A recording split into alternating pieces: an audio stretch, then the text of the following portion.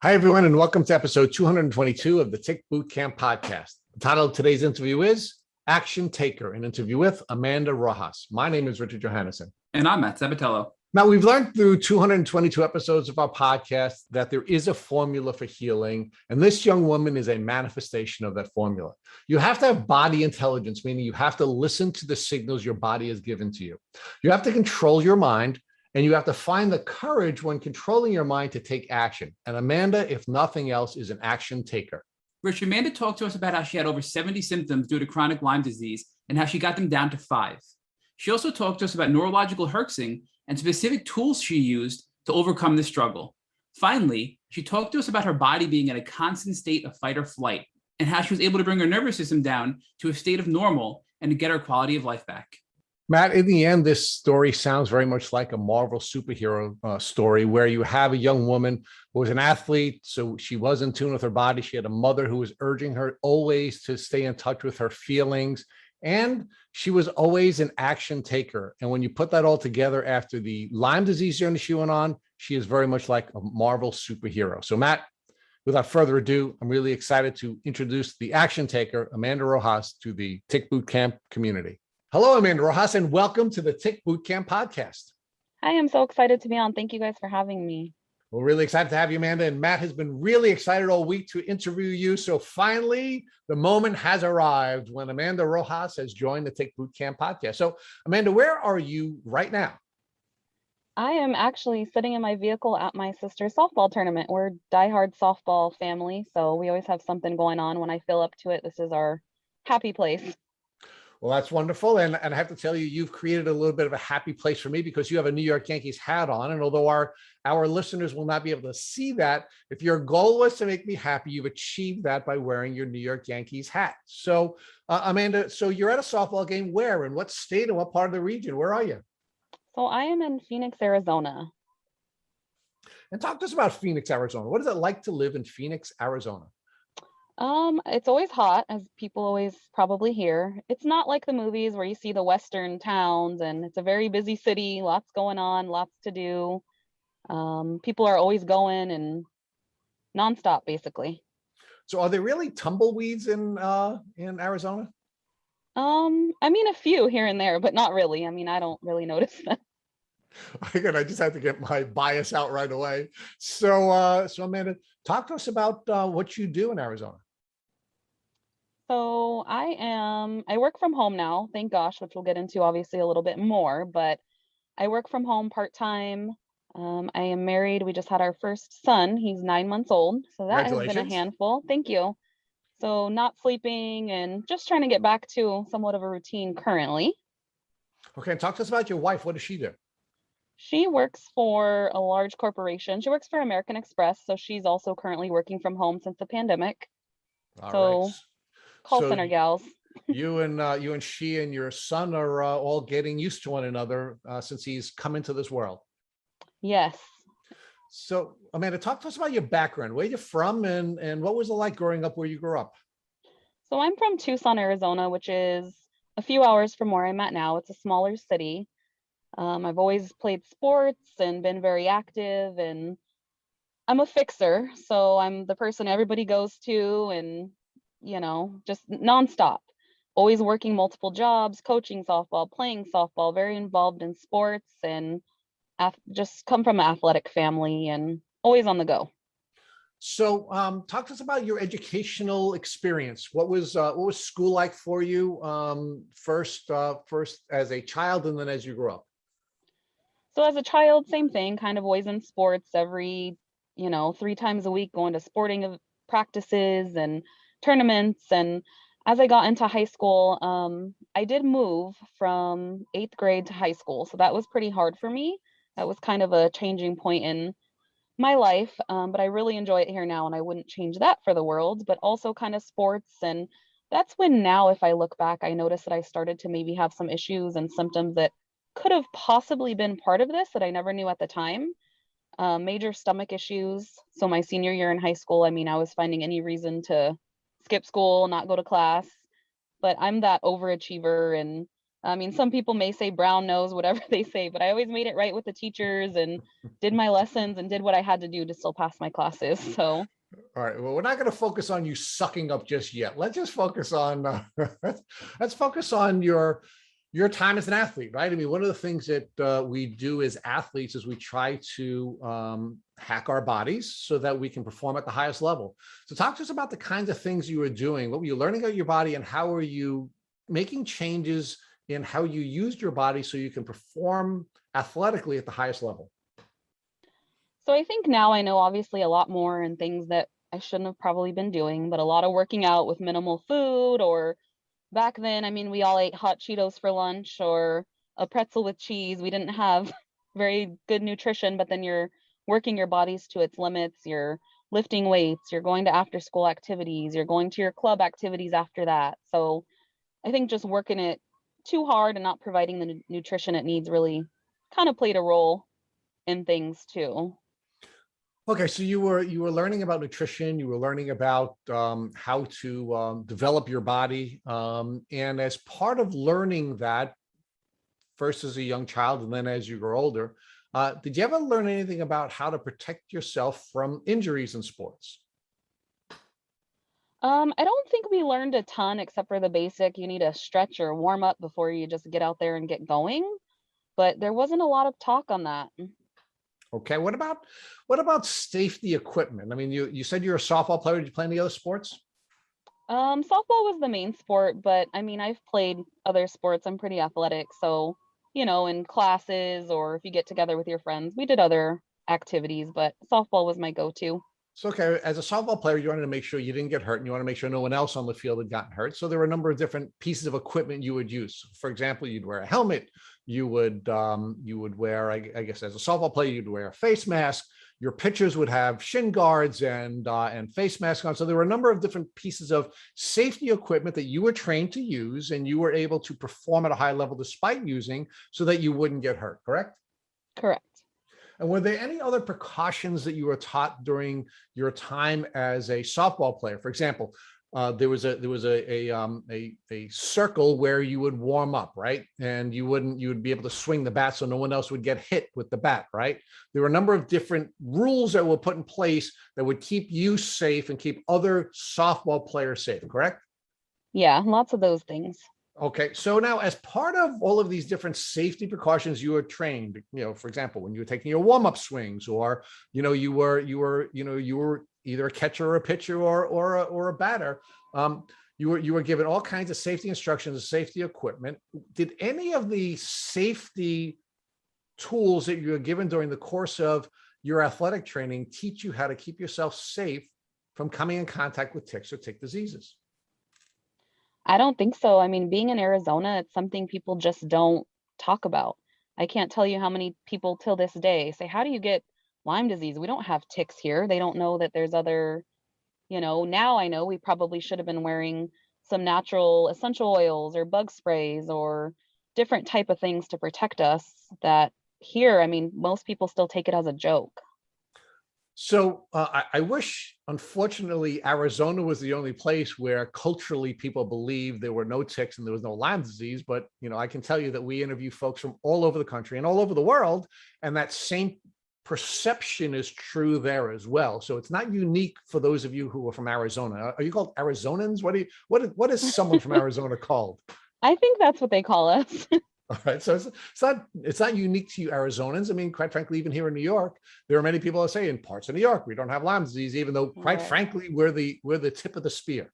So, Amanda, talk to us about in your education. Now, did you take any health courses? Did you take science courses? I mean, was there any of that type of education offered to you in Arizona? I mean, I had tons of health courses and physical education courses that included the health science classes, some college classes that also, entailed the health classes and courses. All right, so during any level of education, elementary school, junior high school, college, did you learn anything about how to protect yourself from vector-borne diseases, whether they be tick bites or scorpion stings or spider bites or mosquitoes? I think the only thing that we even touched on is mosquitoes because that is big here. But again, nothing that they can carry these diseases or tick-borne illnesses, anything like that. It was just touched on, West Nile virus is what everybody talks about here. Right. So, Amanda, talk to us about when your symptoms first began. You began to reference that earlier in the conversation where you said that you started to have some GI issues when you were a high school student. Talk to us about that. So I was in high school and I would just have an uneasy stomach. I mean, nauseous, and I would always just think I would just kind of attribute it to a nervous stomach. Like, oh, I have to take a test today, or oh, I had this thing where silence just wasn't my I didn't like to be in a silent room. It would kind of give me a little bit of anxiety and just minor anxiety. Things then that I didn't really everyone just told me, "Oh, it's just normal. Teenagers go through these things. Maybe you're uncomfortable with people in the room or whatever the case may be." But I couldn't find a common denominator, I guess, to see what caused those issues. It was every day, every single morning. And of course, any stomach issues, every doctor's like, oh, it's just irritable bowel syndrome. I'm like, but I don't have those type of symptoms. So it was just brushed off. Okay. And so talk to us about how your symptoms developed during the course of the next few years and how they were impacting your life.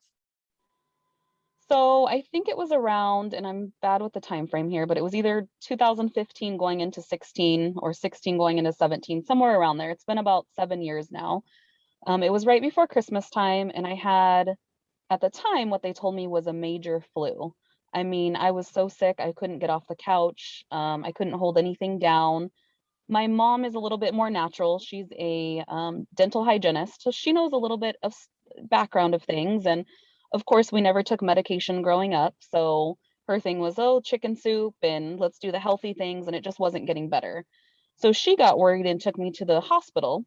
And at the hospital, they diagnosed me with the flu because obviously they didn't run any diagnostic testing. They didn't do anything. They just said, oh, it's just a flu. It's going around. So at that point, they prescribed me Tamiflu. So before we go into this event, and this is, I know this is a really important element of your story. I want to walk back to that window of time between when you first started having these stomach issues in high school, and then when you had this experience when you were 25 or 26 with this flu. How were your symptoms developing from the standpoint of your stomach issues all the way until the time that you had this flu when you were 25 or 26? So I think that I just constantly had these stomach issues the whole entire time. I mean, they never really got better, went away. Even after I graduated high school, I still had the issues.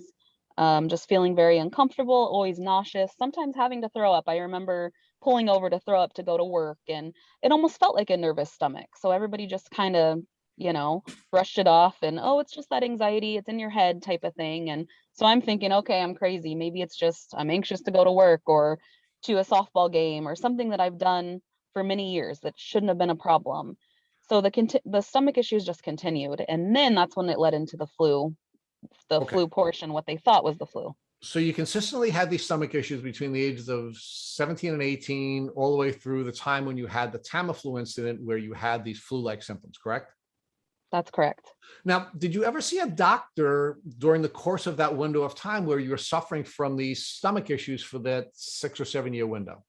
Yeah, absolutely. At that point, I was still a believer, and there's a time and place for Western medicine. But at that time, I'm going to the doctor and they should know what to do. I should take what they prescribe me. I should listen. And they tried a few different things, acid reflux medication, anti-nausea medication, different medication that would just calm down spasms, things like that. But nothing really worked. I even tried an anxiety medicine because I'm like, you know what, maybe they're right. But it did nothing. It only, made things a little bit worse. Okay, so let's pause there for a second, Amanda. So you're going to doctors on a pretty consistent basis. No one's able to give you any medication or anything that works. And they finally start to now suggest to you that you're suffering from an emotional issue. And you never really believed that, but because you had run out of options, you even tried a mental health medication. Yeah, that's correct. So now, did you ever really doubt whether there was something physically wrong with you when you were going through this problem with all the doctors telling you there was nothing wrong with you, or did you really know there was something physically wrong with you, and the doctors were just unable to find something? At the beginning, I knew something was wrong because things just randomly changed. I never had that problem before. I think it was my senior year. I never had that issue before. It just kind of started happening. So I knew something was wrong, but at the fact that doctors are just brushing you off, they don't even sometimes want to take lab work or do anything. It kind of made me feel like I was crazy. So then I questioned, okay, is this in my head or is it really me? But at the fact that nothing was helping, I knew there was some kind of root cause. There was something going on. So essentially what was happening, Amanda, was because the doctors were not able to find anything wrong with you based on their training or their education or their testing, they were essentially encouraging you not to follow your intuition and not follow the signals your body was giving to you. That's correct. So now let's talk about whether or not there were any patterns, right? So for example, one of the things that we're learning through our podcast is that there is a meat allergy called alpha-gal. And it's actually a pretty common tick disease that many people have. The problem is that it's very difficult to diagnose. And although many people think that a meat allergy would cause you to suffer, anaphylactic shock, in most cases, it doesn't result in anaphylaxis. So it doesn't have to be that extreme. But the other thing that's interesting about that allergy is there are meat products in everything we consume. So it's not like you have to eat a steak and then you're going to have this response. There are a number of different things that you could either wear, clothing you could wear, or you could even take common medications to treat, for example, a stomach ailment. And that medication itself will have mammal proteins in that very medication. So one of the things that we want to certainly urge you to discuss with your doctors and think about is whether or not you were suffering from alpha-gal and you had the tick disease back then. So let's fast forward. Let's fast forward to your flu incident in 2016. You're about 25 or 26 years old at the time, and you try some traditional tools, and your mom, who's a traditionalist, tries to give you chicken soup as a vehicle for helping you to improve, and you're just not getting better, right? So they bring you to the doctor and they give you Tamiflu, right? Yes. And the Tamiflu, I was already in the situation where I had moved out. I lived on my own, with some friends, and I'm like, I'm not paying $200 or $300 for some medicine that they say might help. And my mom's like, I've never seen you this sick. I'm not somebody to push medicine. I don't even like you to take medication, but seeing how sick you are, maybe it's a good idea. So she purchased it for me. I took the Tamiflu. I was not able to keep it down. So luckily now, in knowing or learning a little bit more about the Tamiflu, I know that was probably a good thing I wasn't able to keep it down.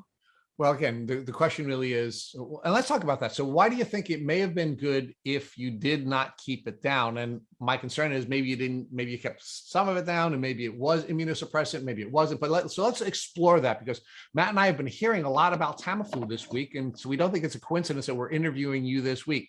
Talk to us about why you think it may have been a blessing that you didn't keep down the Tamiflu.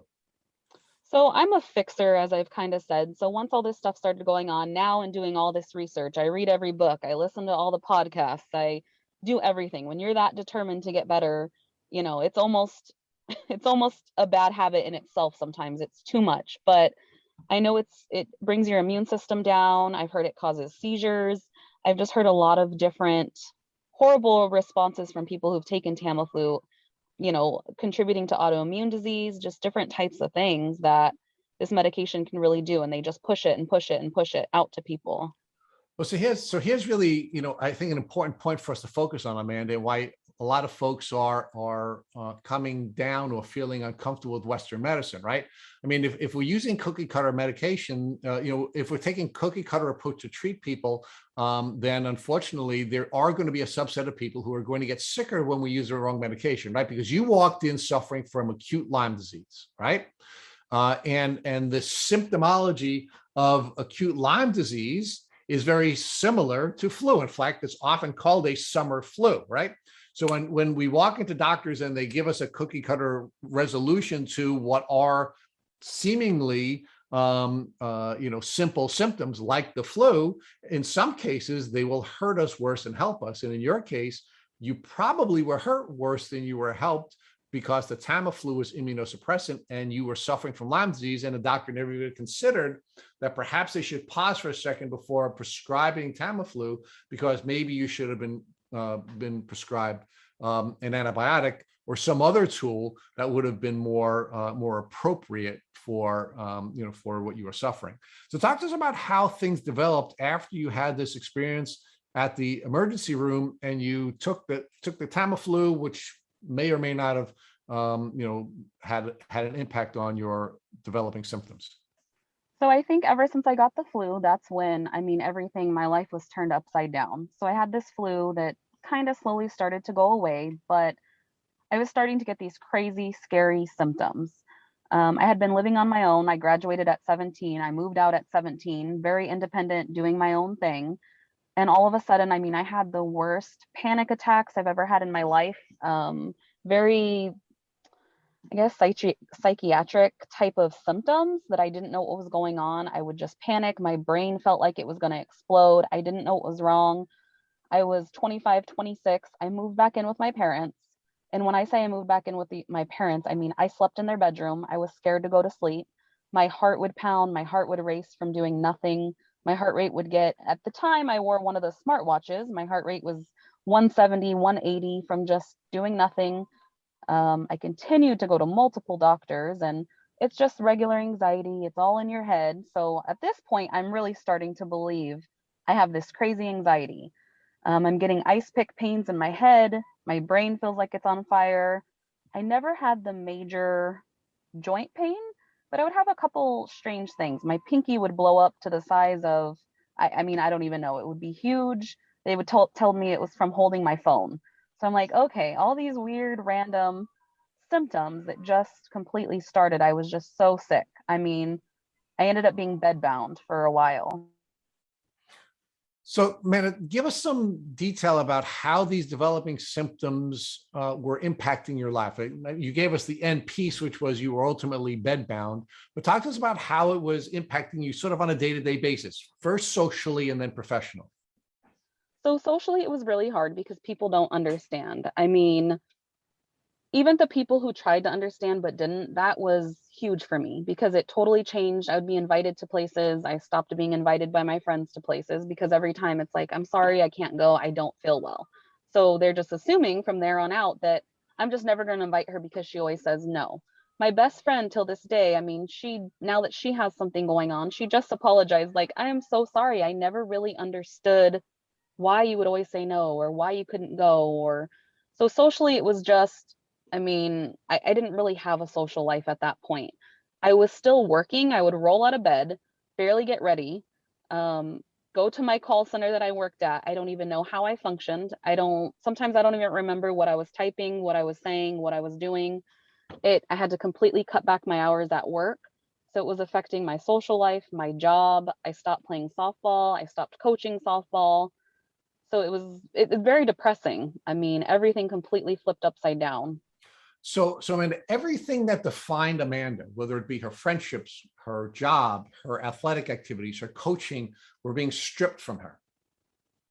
Yeah, that's absolutely right. And my dad is a police officer, so he's used to staying up nights sometimes. So when he's home, I was sleeping in his bedroom, like making him touch my arm, touch my pulse. Like, I'm not going to sleep if you're going to sleep. So if you're going to go to sleep, I'm staying awake. I was scared to die in my sleep.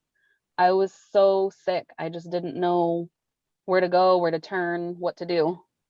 So, Amanda, how many different doctors did you treat with between when you first started having these symptoms in high school, these stomach symptoms, to now these chronic symptoms that are so bad that you've lost everything that would identify Amanda, and you're back at home in your parents' bed asking your dad to stay awake and keep an eye on you so that you're not going to die in your sleep?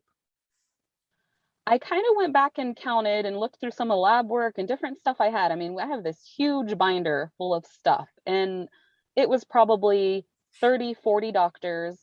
I would say 50 urgent care visits, hospital visits. I went everywhere. They referred me to every different doctor, and I went because I thought, there has to be something that they can do to help me. And were you ever diagnosed with anything during the course of the time you were on this diagnostic journey? So I was just diagnosed with anxiety, panic attacks, chronic fatigue syndrome, and IBS. Okay. Now, did you believe first that you had any mental health issues? Meaning, did you buy into any of those diagnoses, or did you know that the doctors were wrong when they were diagnosing you with these mental health issues? So I think my saving grace with that would be my mom. My mom suffered a brain tumor when I was really young. So she's kind of always taught me, you know your body, you need to be an advocate. Did I go down the rabbit hole of maybe having anxiety and panic attacks and something like that? Yeah, I did. But I think she was the one to really pull me out of that. Like, you know your body better than anybody. Yes, you are suffering these things, but something's wrong. Something's not right.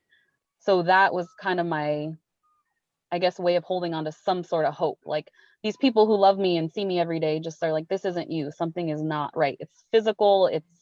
It's not just mental.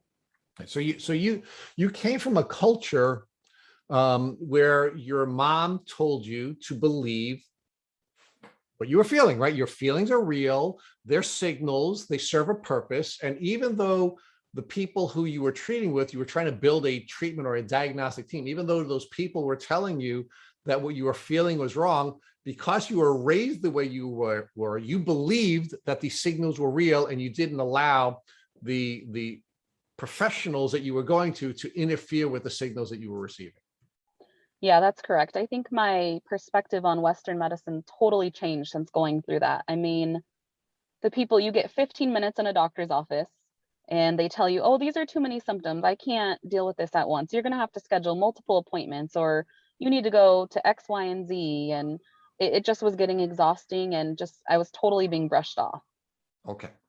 So let's talk about your diagnosis. You finally were diagnosed with Lyme disease. How did that happen? So I think I found my naturopath. Well, I did find her on Instagram through a friend. And I didn't know much about naturopathic doctors. I didn't know what to expect, but I see her posting about Epstein Barr and all these things that come along with Lyme. A few friends had mentioned, you probably have Epstein Barr. So I kind of started going down that rabbit hole, which of course I ended up having because Lyme disease comes along with Epstein Barr. So I made an appointment with her. My wife and I went, it was about an hour from our house. We drove out there not knowing what to expect and really not even knowing what to think. We had a meeting with her and went over everything. And I mean, it was a shell shock when we saw what the cost was going to be, but she was the sweetest, nicest, most caring person in this whole entire journey that I've ever met. She hugged me. She told me she'll do everything to try and help me. So just that in itself was really important. I felt comfortable. I felt well. So we signed up for her program that day. Okay. And now, did you have any suspicions that you had Lyme disease before you were finally diagnosed? So I was playing a lot of Dr. Google and reading and doing everything that I could. I mean, I had major neurological issues, so it was kind of hard to, I guess, process what I was reading. I would try to do audio so I could try to listen and hear. And a few times Lyme disease came up, mold illness came up. So I asked my doctor about it, and multiple doctors, oh, that doesn't happen here. That, it's Arizona, we don't get that. But one doctor did actually test me, and it came back negative at the time. So on this diagnostic journey, before you found your naturopathic doctor, you were tested for Lyme disease and it came back negative. Correct. Do you know what test the doctor used? And did the doctor suggest to you that the testing was not accurate, in that Lyme disease in most cases needed to be diagnosed clinically? So this wasn't even actually my regular doctor. I was trying all kinds of different primary doctors and different things. And he was a very nice, sweet man. He ran everything that I asked for. But he actually said, you know what? I don't even know the CPT code for this. I don't even know if this is the proper test. I've never ran this before. But because, I see you're in my office crying, bawling your eyes out, asking me to run it, I'm going to do it for you. And looking back, I don't have those labs still, but it definitely wasn't a Western blot. There were not the 40 bands. It was just a simple negative is all I saw. Okay. So something was telling you that you may have had Lyme disease, and you were asking this doctor for a particular test, and he said, okay, I'll give you the test, with the caveat that he knew nothing about the testing and nothing about the disease. So What did that tell you after you got the negative test? Did you still think that Lyme was possible, or were you writing off Lyme as a diagnosis at that point, and moving forward with trying to determine if you were suffering from something else? So at that point, I had no idea about Lyme disease. I'm thinking, they test things in your blood and it comes back, and that's the only answer it could be. So I was continuing down my list, checking things off, and my mom and I would do our research and read and try all these other different things. And then I came upon mold. So I was at the point living in my parents' house. My friends were still living in the house that we were renting. And I remembered we had a water leak under our kitchen sink. So I had asked them, and at this time I didn't even know the proper mold testing either. I was so new and just trying everything we could. So I had them go get some testing plates from Home Depot, and it came back with mold, sure enough. So now I know that all adds to this issue. All right. So, and it certainly does. And it's important for us to focus on that, Amanda, because one of the things we've learned from Dr. Rawls and actually Dr. Phillips, both of whom are experts in the Lyme community and authors, that very rarely would someone go from a tick bite to an acute illness to a chronic illness. But there are circumstances where people will go from the bite to the acute to the chronic illness, and that is situations where there is immune disrupting events in their lives, such as mold. If you're living in a high mold environment where you have that microbe load suppressing your immune system, you could have suffered a tick bite and you could have become chronically ill in that very quick path. So let's focus on that for a minute. You're living in this mold toxic environment that you didn't know you were living in at the time. Do you recall that you were engaging in some activity where you could have come in contact with a tick bite just before you got sick and you had that flu experience?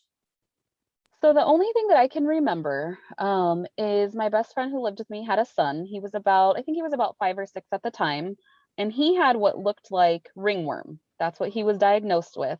So a few months later, I had something that looked kind of the same. So I just took it as, you know what, we live in the same house. I mean, I hug this kid, I probably just have a ringworm. But that was right around the time I had the flu and everything going on.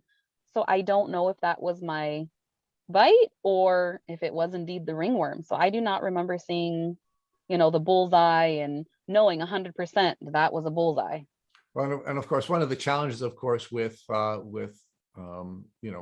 ringworm or any rash is that there are a number of different presentations of a Lyme rash. Many people don't get a rash at all, but in many cases, and we've heard this on our podcast repeatedly, people have had Lyme rashes, but they weren't a traditionally classic Lyme rash, and it has been misdiagnosed as ringworm, even by dermatologists. So that, having made that personal misdiagnosis yourself, or that personal assumption yourself, would not have necessarily changed, even if you went to a doctor and had a doctor take a look at that rash that you had at the time.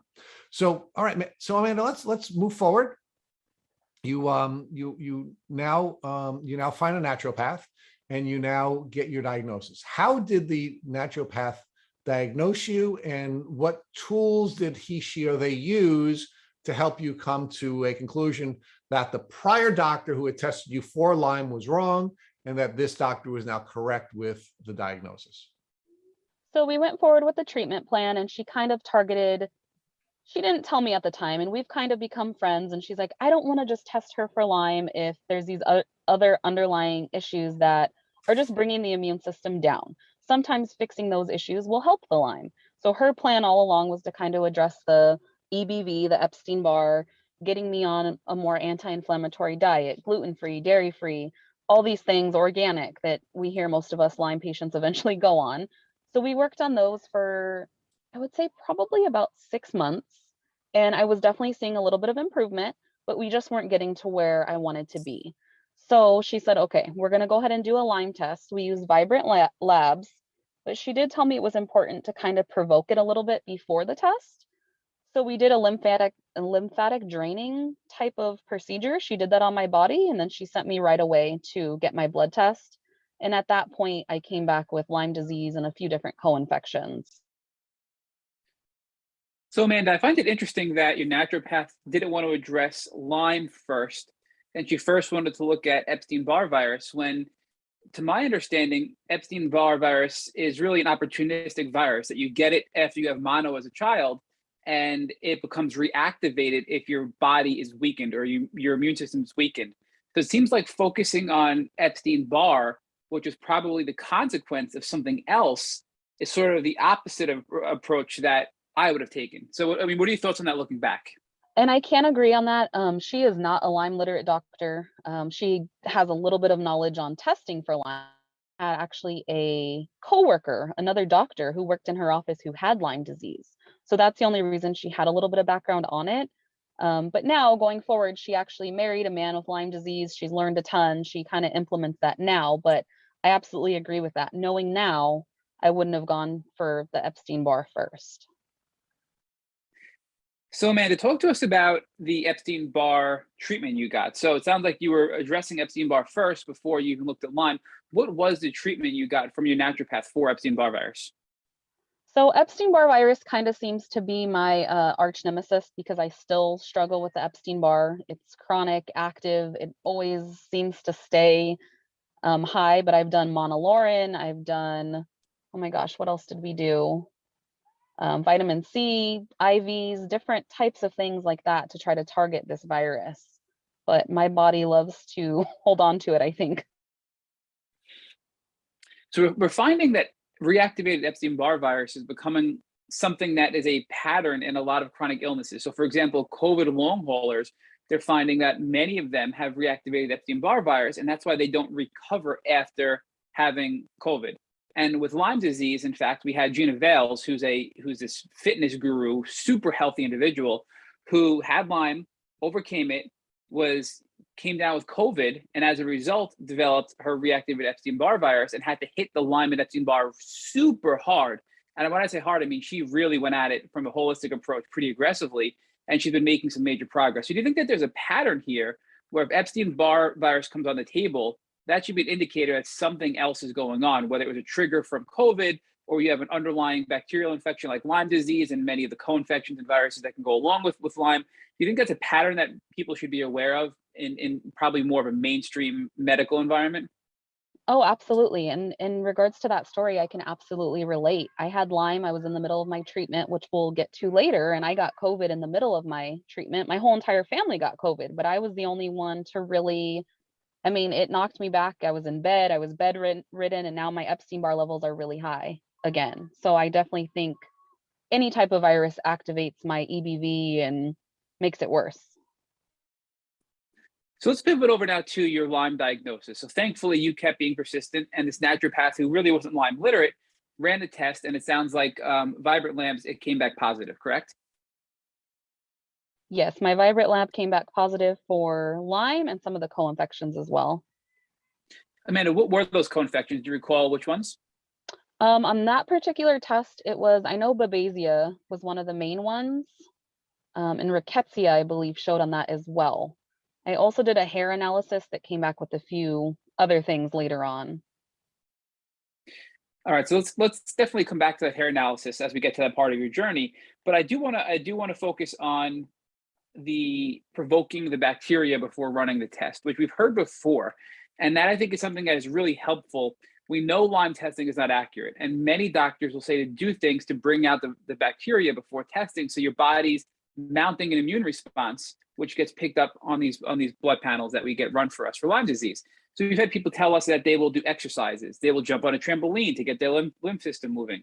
They will do whatever they can to bring out, infrared saunas, for example, to bring it out and provoke it to come out into their bloodstream. So you mentioned you did this lymphatic drainage protocol before getting your test. Can you give us more detail? Exactly what did you do to provoke lymphatic drainage before your testing in case others think they might have Lyme or have a clinical diagnosis of Lyme? They can try this method before a test to try to get a positive lab work in front of them to prove they have Lyme disease. Yeah, absolutely. So leading up a couple of days to this lymphatic drainage that we did infrared sauna. So she wanted me to make sure to do that. That's when I started. I mean, that's still a weekly practice for me, but that's kind of when all that started. We did the infrared sauna, probably 2 or 3 days. And then she had a machine called a LymeStop. And it looks like it's like two metal with glass coverings. It's something, even now, I haven't heard of very often. She rubs it over my entire body, especially targeting like the fatty areas, your breasts, your stomach, um, things like that. And then after that, she sent me right from there to do my blood work. So once you had the positive lab work, did you decide to treat with this naturopath, or did you pivot over to a doctor who was more Lyme literate at this point? So I think it was kind of hard because I did stick with her for quite a while. At that point, I still didn't know that much about Lyme disease. I cried because I was so happy I finally had some kind of idea of what was going on. I wasn't crazy. It's not just Epstein Barr. It's not just this or that. And so that part was very, I don't know, that made me happy. But at that point, we still just kind of continued to treat the same and work on things. She told me I needed to address EMFs, and that would be kind of the root of my issue. But obviously, I mean, there's definitely more to it.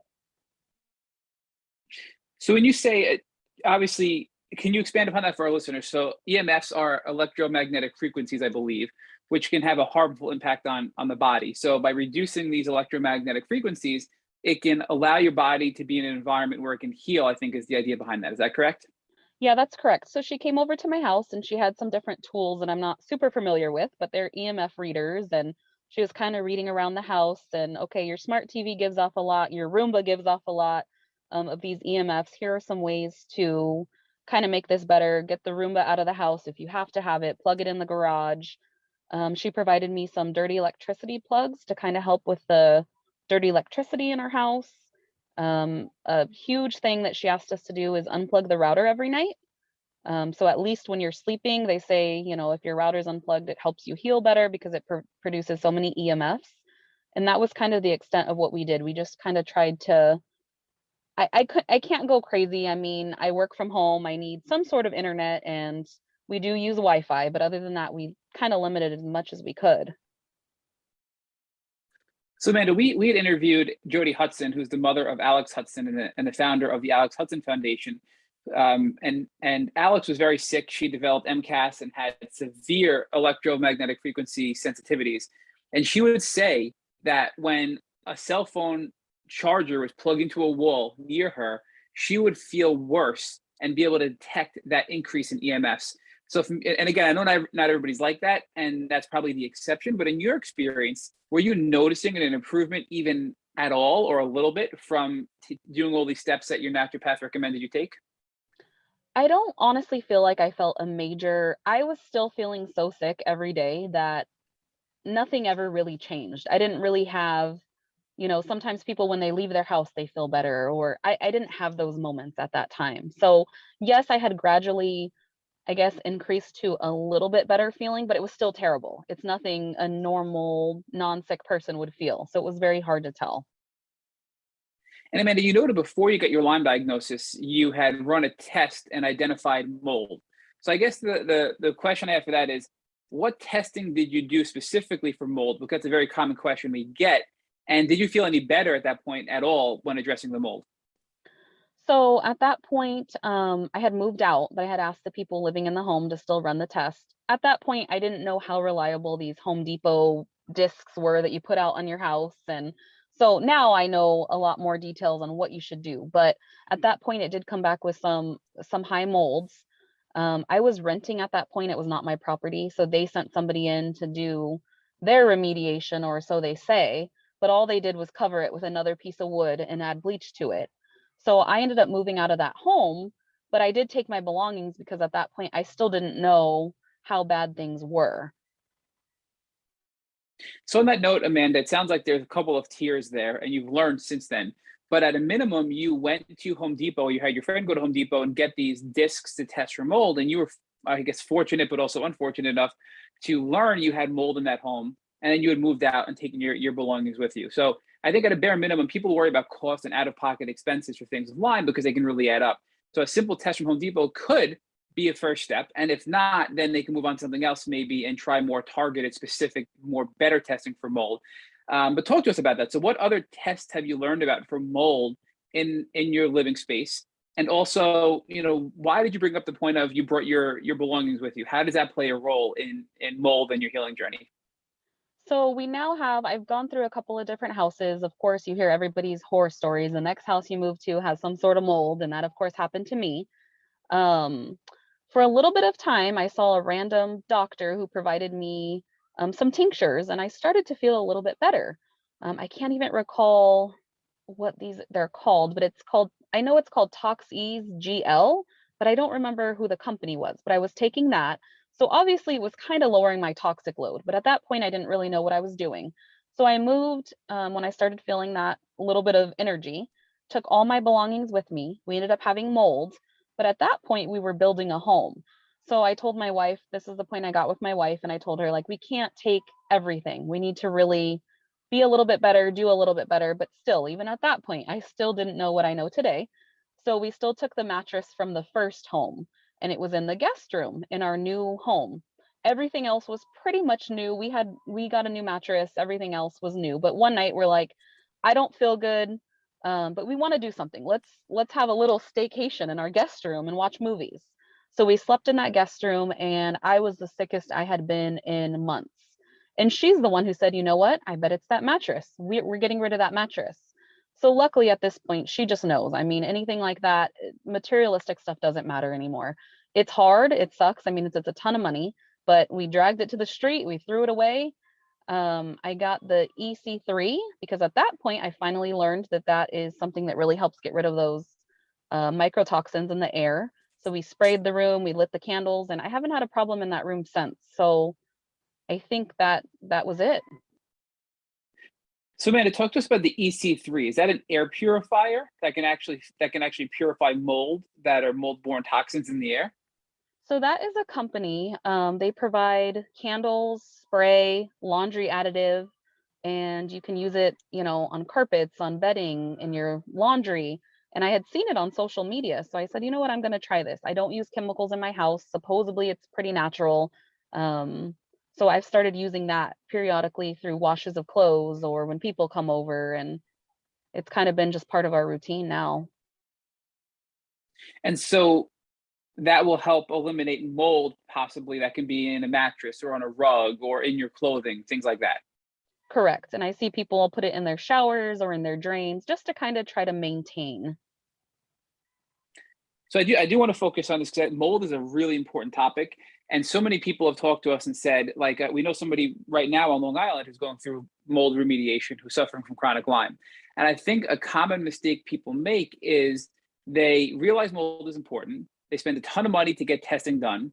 They then spend a ton of money to remediate the mold, but they don't realize that soft, porous surfaces like mattresses, like, stuffed animals, like blankets, like comforters, whatever it may be, those things can hold on to the mold. And even once you remediate the mold, you can still be exposed to it through these soft, porous surfaces that have the mold in it from pre-mediation times, and you're not going to get better. So can you talk to us about that and what types of items you should really look at in a house when you're remediating mold that unfortunately you might have to just throw out? I mean, we interviewed many guests that have moved out of homes and thrown away all of their personal belongings just because they realized that it would continue to keep them sick if they didn't get rid of some of their belongings that had so much value to them, that were sentimental objects.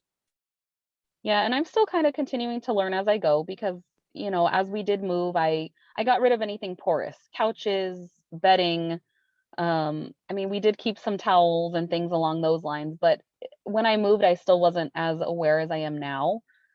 I guess I don't feel the difference on major or little items, but the major stuff I felt. So the little items, I still spray them daily with the EC3 as I can and try to limit that to see if that's part of the issue. But I know they say anything porous you probably shouldn't take with you.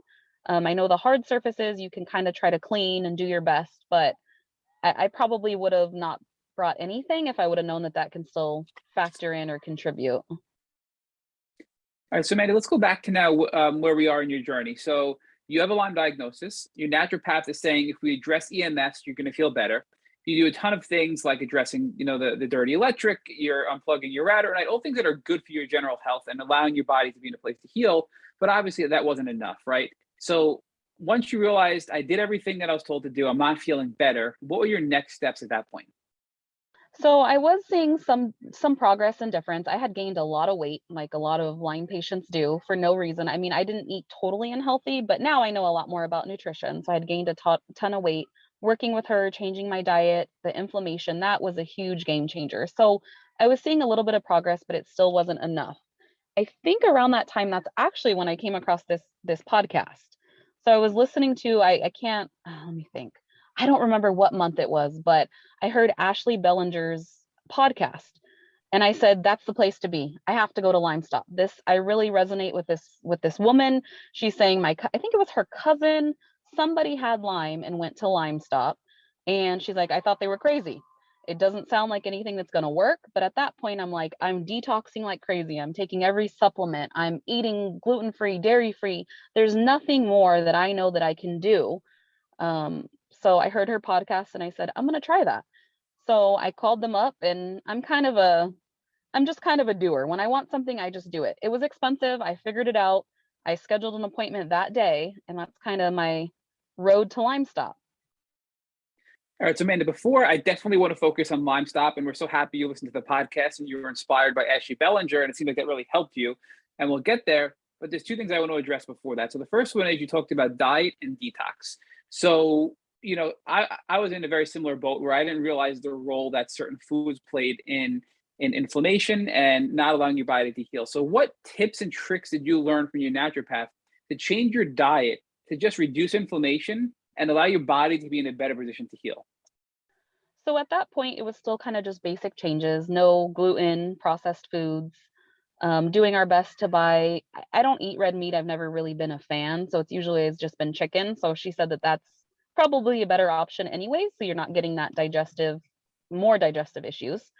So it was just pretty much chicken and vegetables is what I really changed to. I don't do caffeine, anything like that. So just changing low anti-inflammatory foods. But let's expand upon that a little bit more. So I myself used to drink coffee regularly before I got sick. And now I'm on a strictly herbal tea. I mean, it's water and herbal tea for me, honestly. And I know caffeine, it just isn't good for me. I don't feel well when I drink caffeine. But so what are some of the reasons that things like caffeine and dairy and sugar, I guess, let's identify a list of foods that can be inflammatory and aren't good for Lyme disease. So I've absolutely learned so much just in my journey. I haven't personally noticed, besides caffeine, anything that actually gives me, I guess, a response or an issue that I can pinpoint. But definitely with caffeine, I have heart palpitations. I feel like I'm having a heart attack. The heart palpitations are so hard. I can't even do anything hardly or focus. I know dairy is very, very inflammatory. So she told me it'd be really best to cut that out. So I did. Cheeses, milks, everything. We don't do any of that at this point. And I'm trying to think, no sugar, no refined sugar at all. That is the only one that I kind of can notice I feel inflamed the next day if I have refined sugars. So Amanda, now let's pivot over to detox, because you did mention you have a pretty rigid detox protocol that you were on with your naturopath before going over to LymeStop as well.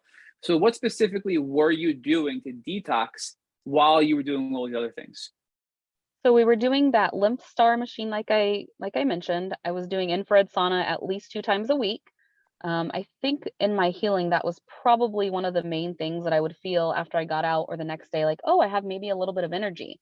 I think it was getting enough toxins out to kind of help me. We were doing ionic foot baths, some massage, binders.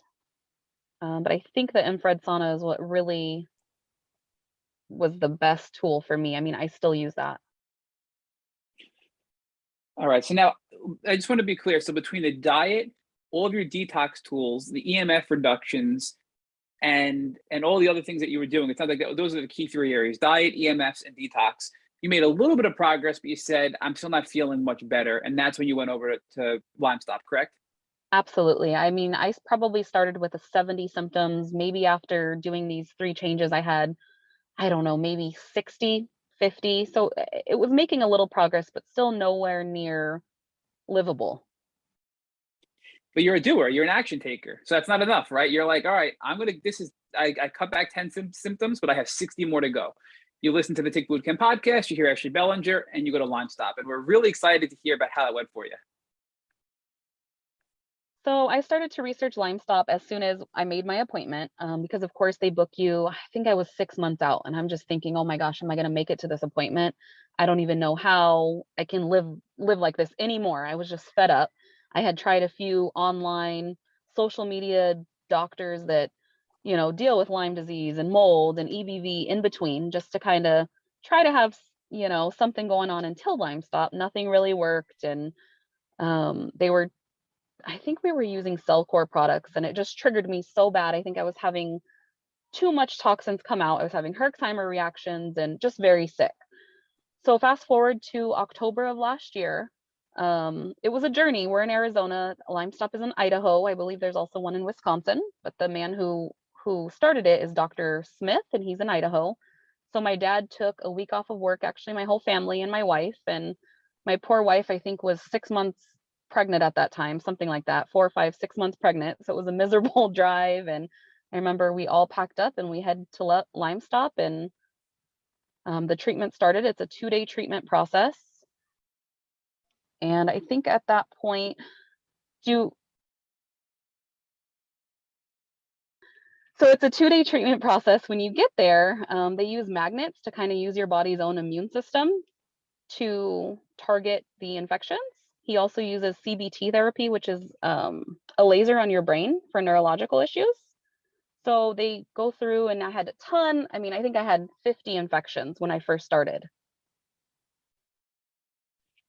So talk to us more. I know in the past people have told us that some of the things that they use at LymeStop are more proprietary. And I think that makes people anxious because there are so many snake oil salesmen in the Lyme community looking to take advantage of people that are chronically ill. So LymeStop has helped many people we've talked to on this podcast and just in general in the community. But almost everybody we talk to says they don't give enough information to make me feel confident that they're going to be able to help me. So how did you deal with that, I guess is the question, right? Was it just faith that you said, you know what, I don't really fully understand what's going to be done to me, but others have had success and I'm going to give it a try? Because that's turned a lot of people off. And I think unfortunately so, because there's a lot of benefit to LymeStop. So I think I was definitely living on some hope there. I mean, it's a very non-traditional, non-invasive treatment compared to people who do stem cells or ozone or these other more invasive treatments. But these are the nicest people you'll ever meet from the moment you walk in the door. I mean, just friendly faces. They make you feel comfortable. They hug you. They go over everything in detail. And it sounds crazy. These magnets are on your body and you're using your body to heal yourself. It does sound crazy. And I was just living on, I guess, hope and faith and the doctor's word at that point. But they do make you feel very comfortable, and they promise to do their best. And the doctor's very honest and upfront. If he thinks he can help you, he will tell you. If he thinks there's something that he doesn't know, he will tell you he doesn't know. And I really respect that, because other doctors think they know it all, or they talk about these different things and then they're like, oh, you could never have that, or I know how to treat that, or he's just a very honest man. And it was a really good experience. So Amanda, let's drill in more on some of this stuff. So you mentioned that you've had 50 infections when you went to LymeStop. How did you know that? So he does muscle testing, which to me, that was the first time I've experienced it. I know I've heard of it on some of the podcasts and seeing some of these social media doctors, but they basically test you with vials against your body with muscle testing. So he goes through your entire body, basically from head to toe, and finds all these different infections, and he does label them a little bit different on what he finds. So some things are common, like we know Babesia or the Lyme disease in different parts of your body, but he finds blood viruses. He found Epstein Barr. I did not provide him with any background. I didn't give him any lab work, blood work, nothing. And he found, I kind of did that on purpose, because the things I knew I already had, I wanted to see if he found, and he did. So let's go over some more detail here, because we recently heard about biomagnetism from one of our guests. And it sounds like that the doctor at LymeStop, Dr. Smith, uses muscle testing to identify what infections you have. And then part of the treatment is he uses biomagnetism to treat. Is that correct? Yes, that's correct. And he explains it as it's basically bringing awareness for your body to treat that part of the infection. Right now, your body's so in fight or flight that it's just looking everywhere. It doesn't know where to start. And he kind of does it, to my understanding, it goes in the order of importance.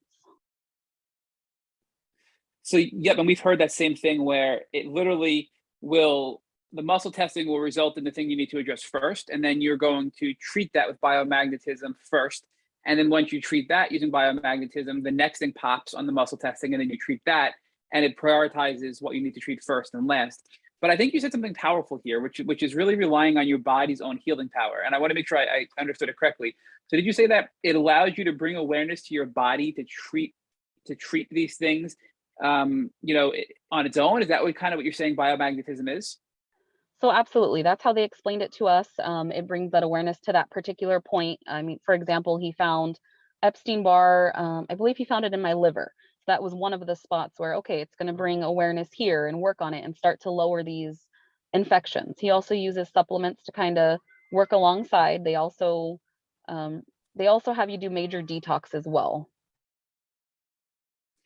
So I'm just trying to get a picture here of all the components of biomagnetism before we go on to the CBT and other topics of LymeStop. So it sounds like it's multifaceted, that you're using supplements to boost your body and your immune system and help also kill some of these things that you got going on in these infections. Then you're actually bringing awareness to your body so your body can naturally focus the immune system on targeting these things that are going on in your body. And then the third piece is the biomagnetism itself actually will kill the bacteria, right? So is that accurate? To my understanding, that is exactly it. I mean, there's still a little bit unknown for me, but seeing the progress I've made, I'm just like, you know what, this guy's a miracle worker, and that's what I took from it, and that's exactly how I understood it. So with the biomagnetism, we know obviously it helps bring awareness to your body to treat these infections, but the other part of that is it actually will kill the infections as well. How does it do that? So how do these magnets being placed on your body actually kill infections in the human body? With that one, I really just trusted what he said. I, to be honest with you, don't even know at this point. This is my analogy to everybody. If a doctor told me eating a scorpion was going to help me at this point, I'd do it. So I trusted this guy. I mean, he made me feel welcomed. He prayed with me. He hugged me. He made me feel like a human, unlike a lot of these other doctors. So I just trusted him. I trusted his story. I trusted all these testimonials I read online. So I just went with it. I had my whole family in there. My dad's looking at me like I'm crazy, like, what is this guy doing? But, even now they're kind of like, okay, there's something to this. So beyond the muscle testing, which then results in the biomagnetism, having supplements off to the side, and then also bringing awareness to your body to treat the infections, you talked about CBT therapy, which is part of LymeStop's protocol as well. So it sounds like that is using laser therapy to address pathogens in the brain. Is that correct? Yeah, so he uses that for any neurological issues. He found Borrelia in my brain, which was the cause of a lot of the neurological issues. So you go under this, it's like a laser, and you wear these sunglasses and you sit there for a few minutes. He sets his little settings. I don't know what that goes off of, but he has his little magic code. He puts it in there and you sit there for a few minutes each visit. So CBT, do you know what CBT stands for, Amanda? Oh my gosh, I can't. It's something brain training. I don't remember. So I think is it cognitive behavioral therapy? Is that correct? Is that sound right? That does sound familiar. So I'm just doing a quick Google search here, and it sounds like CBT therapy it's based on the concept that your thoughts and feelings and physical sensations can actually be interconnected, and that negative thoughts and feelings can trap you in a vicious cycle. So does this laser therapy sort of like get your brain out of a loop that it gets stuck in, and then reset your brain to then be in a more of a healing mode rather than this vicious cycle of of harmful neurological pathways? So I absolutely know a lot more now about brain retraining. I don't know specifically that the laser he uses focuses on that, but they do recommend after, their services, if you are stuck in flight or fight, to kind of move to maybe and try some brain retraining as well. So I would imagine it probably has something to do with that. So is there anything else at LymeStop that you can share with us? So obviously you have the key parts are muscle testing, biomagnetism, and the CBT therapy with the laser. Was there any other therapies besides obviously supplementation that you mentioned as well that you received at LymeStop that are noteworthy for our audience?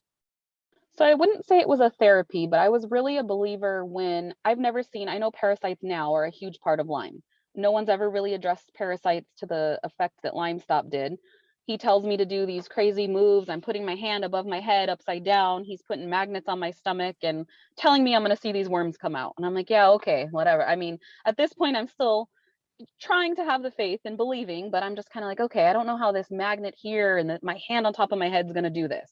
So, and I tell you, 2 weeks later, I had the craziest, whatever they are, tapeworms, parasites, everything coming out of me. So at that point, I'm like, okay, there's something to this. He knows what he's talking about. And that was kind of my turning point to see those. So I'm trying to get a visualization here, Amanda. So it sounds like your hand on your head. Like for some reason, I don't know if you said this or not, if this is my brain taking it too far. You're upside down and he's got magnets on you. And 2 weeks later, all of these parasites and worms come out of you. Is that so? If you could just maybe give us a recap of that, a better visualization so you can clarify my probably made up scenario in my head. You're pretty close. It'd be pretty cool to be upside down, but my hand is upside down on my head. It's something to do with and you know what, forgive me, I don't know the science behind this, but something with the negative charge and positive charge and the different sides of your hand, I believe. And it works with the magnet. So my hand is upside down on my head. I'm standing upright and he has magnets in certain parts of my body. So that's kind of how this treatment goes.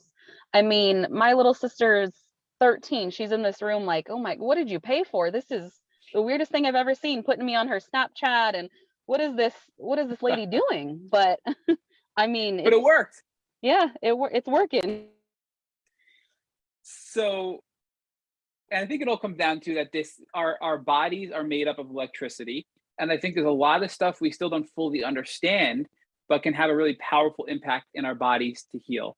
And using electrical frequencies with magnets and using electrical frequencies with our hands in certain positions, we are able to then allow our bodies to purge things like parasites. And parasites, we've been learning, Rich and I have been talking about this, parasites have become a topic that of recurrence for the past month. And they play a major role in people staying sick when they have chronic Lyme disease. In fact, LymeDisease.org did an article about what factors keep people sick with chronic Lyme disease. And I think one of the five was one of several, I think it was five, were parasites. So talk to us about what types of parasites you were expelled, and not to get TMI here, but if you're comfortable, share with us, was it how you expelled them? Because we've heard of people expelling parasites from their nose, from their ears, pooping them out, all kinds of different crazy ways. So walk us through that and give us some more detail with that.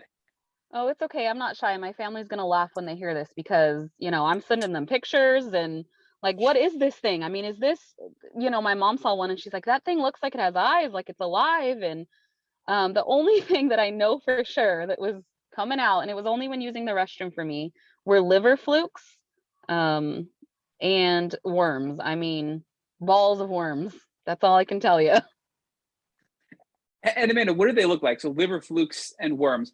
Describe to us the difference between the two and how they look, because so many, and I know it sounds weird, but so many people are taking these herbal parasitic protocols and they're finding things and like, what is this, right? So I think the more detail you can give us can be helpful for people to identify what they're purging.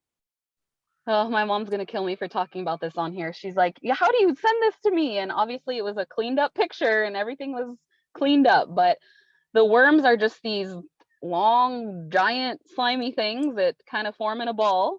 And the liver flukes, honestly, I've seen those before and I thought they were just food, not digesting. But the liver flukes look like almost like the skin of a tomato or a bell pepper. So liver flukes are like the skin of a tomato. That's a very good, I think, description of it, because I've been studying this a little bit, not to be gross, and that's a very accurate description, I think, from photos that I've seen of liver flukes.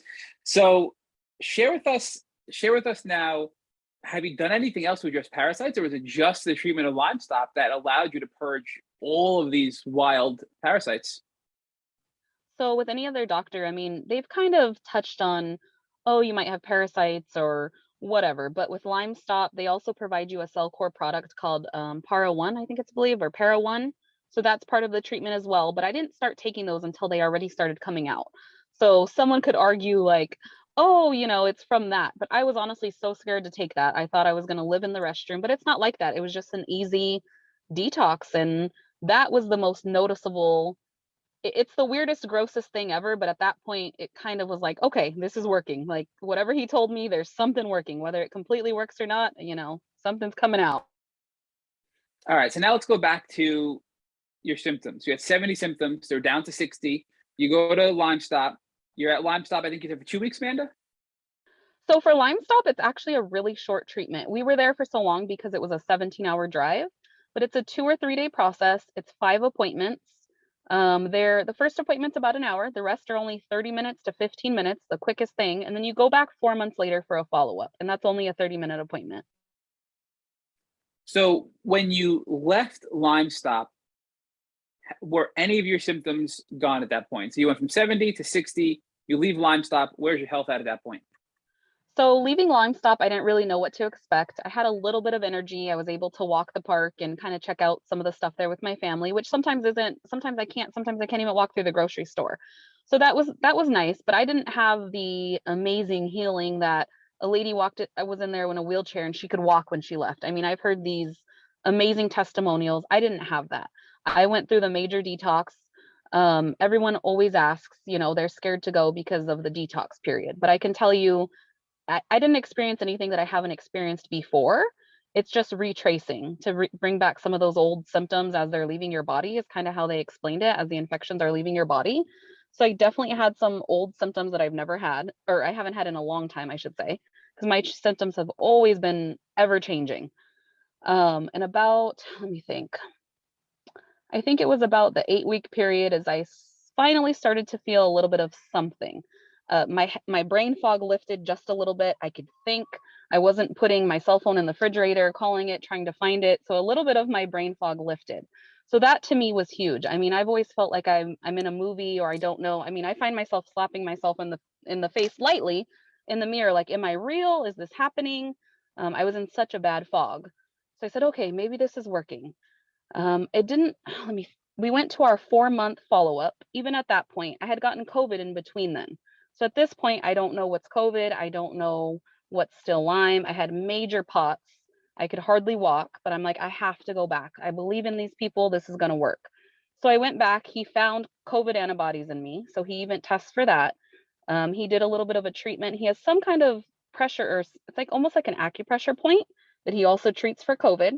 So he did that on me as well. And even at that point, that is usually people's turning point around the 4-month mark. But I still wasn't feeling, I guess, even 50% better. My major turning point was around 8 months. 8 or 9 months, my brain fog is completely gone. My neurological issues are almost gone. Those are the main ones. At this point, I believe I probably only have about 5 to 7 major symptoms that I'm still trying to work out. So for me, that's huge. I mean, I probably feel 60% better. So it took you about 8 months after LymeStop to get down to 7 symptoms, and your brain fog and your neurosymptoms were gone at this point, it sounds like. So do you think, and I know it's such a hard question because you do so much, but do you think that that LymeStop is the credit for this, or do you think were you doing other things as well in the interim? I think LymeStop is definitely the icing on the cake. I've been doing all these other things, I mean, for years. I didn't see this major, I haven't changed anything except for going to LymeStop and taking the supplements they've given me. But some of those supplements I've taken before.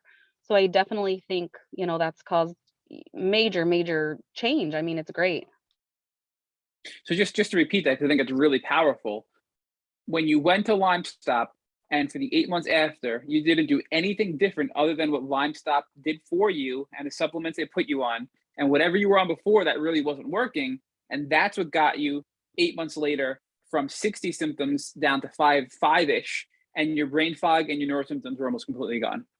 Absolutely. And I think the importance of it is some people go there and they're not ready to change their diet or do the detox or whatever the case may be, because they do put you on a strict diet. They do put you on this detox. But I had already been doing that for so long that that portion of it wasn't a huge change or hard for me. I was doing Epsom salt baths, the infrared saunas, eating healthy.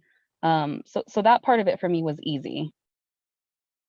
So when you say the detox part of LymeStop, and that's what people get really afraid of, are you talking about like the herxing that occurs as a result of killing the pathogens? Is that what you're speaking of?